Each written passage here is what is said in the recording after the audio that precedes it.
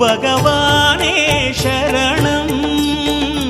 கோடி நலம் அருளும் பார்வையின் ஈசா பதம் சரணம் நிதம் சரணம்.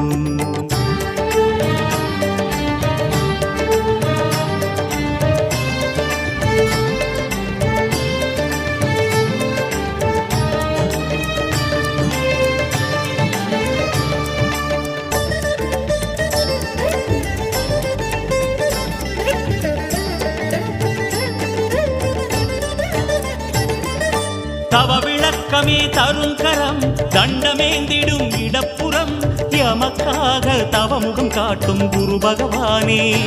எங்கே எமக்காக அறிவொளி